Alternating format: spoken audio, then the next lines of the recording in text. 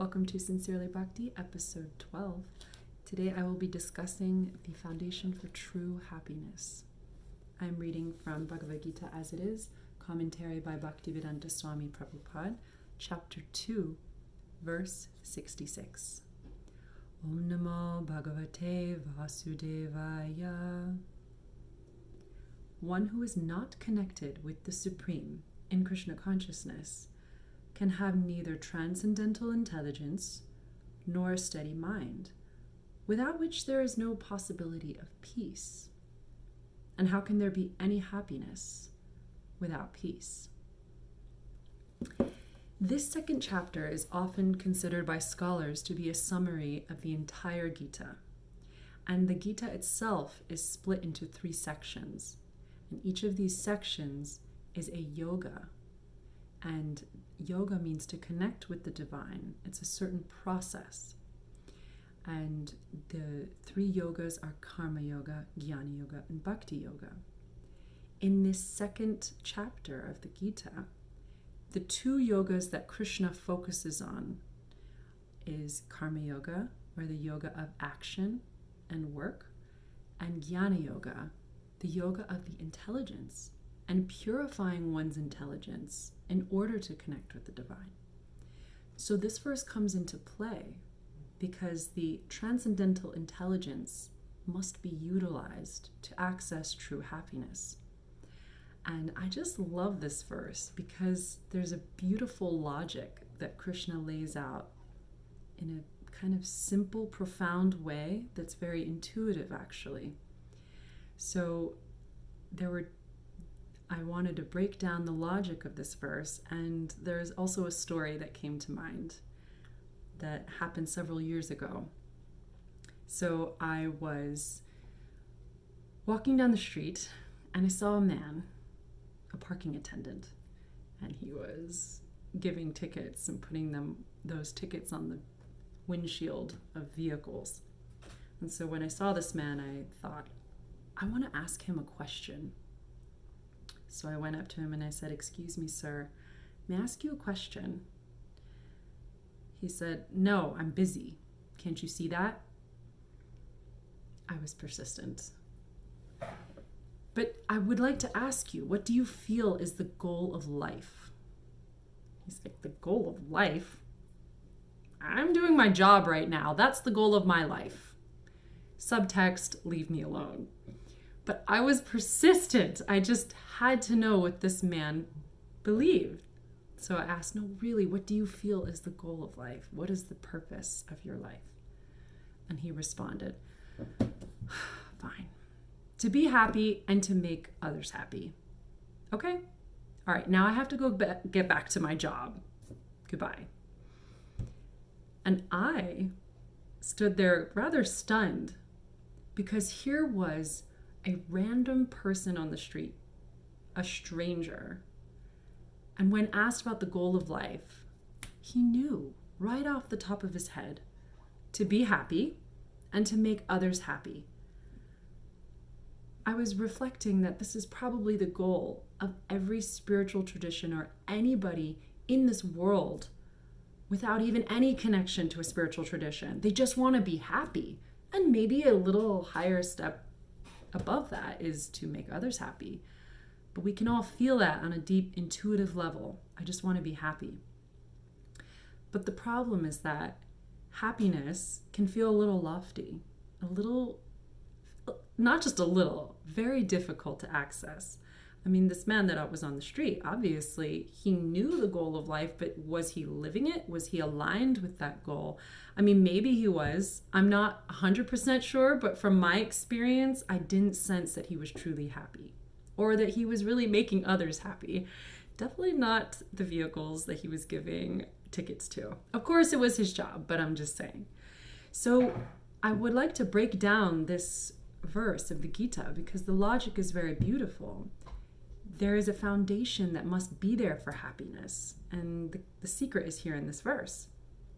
So we need to backtrack, right? If we have happiness as our ultimate goal, then what is the foundation for happiness?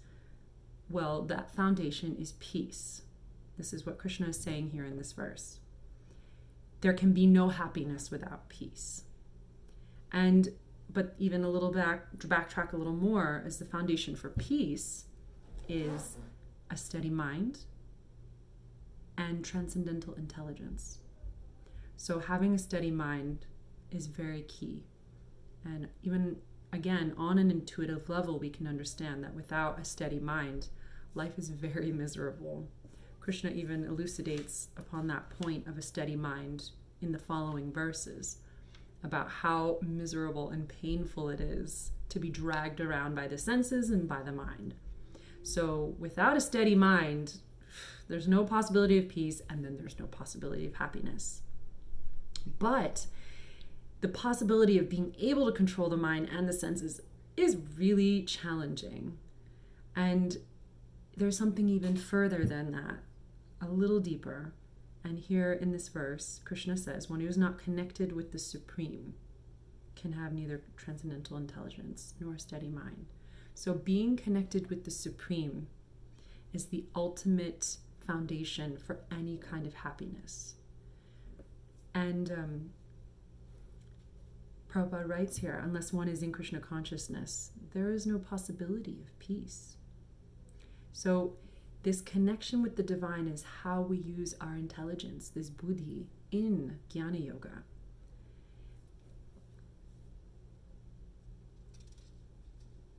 And ultimately, we use our intelligence to understand these distinctions, that actually Krishna, God, the Supreme, He is the ultimate supreme enjoyer.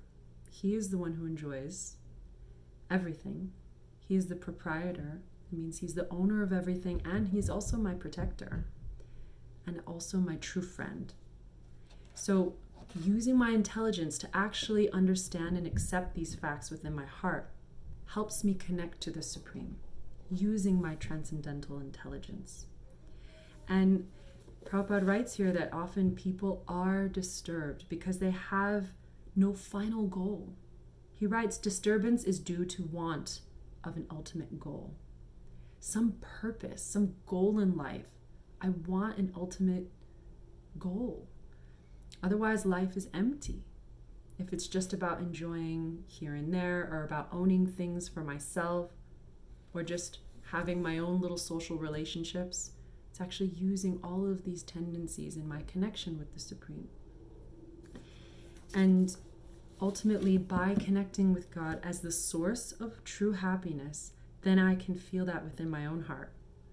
And then there's a steady mind. And then there is peace. And then there's true happiness. And ultimately, Prabhupada writes here, Krishna consciousness is a self-manifested, peaceful condition which can be achieved only in relationship with Krishna.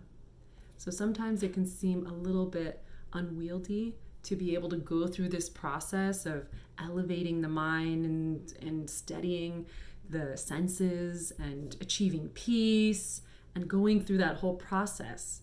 It can be a little challenging, but it's almost like, by Prabhupada saying here, it's a self-manifested peaceful condition, that actually it is the nature of my soul to be peaceful and to be happy. I just need to connect to the divine. In that state, there's true peace. So there's a certain ease and an effortlessness that can actually come. It's not about doing anything. The soul is by nature happy and filled with love. And the second part of this equation is that, yes, I can be happy for myself, but most importantly is also to make others happy. Even the parking attendant knew the goal of life is not just to be happy for myself, but to make others happy as well. And that is the essence of Bhakti Yoga, is to serve with love.